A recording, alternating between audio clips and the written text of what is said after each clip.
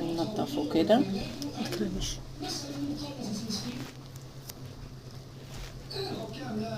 يعني انا مش هتكلم، احط كلام مكتوب. مش هتحط. امال اعمل ايه؟ انا احطه.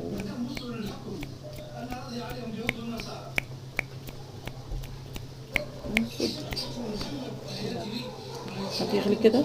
اه هتطوصي الطاسه، عشان تحطي فيها خل. كنت حطيتي فيها خل. خلاص بقى استنى. طاسه عشان ما تطوص. شوفي وانا بعمل دي. طيب مش المصارين كلها كامله كده. ننضف عشان انا بقرف، ممكن اي حد يعمله سليم، بس انا بحب ايه، افضل اشيل المصارين منها تبقى كده ونرميها هنا.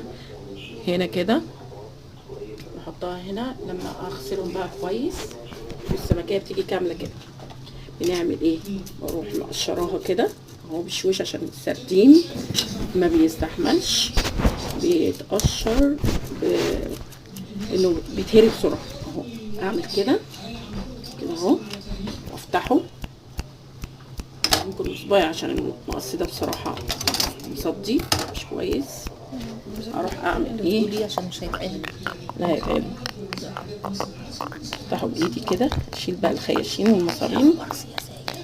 اخبار اشيل المصارين اهي كده كده كده كده.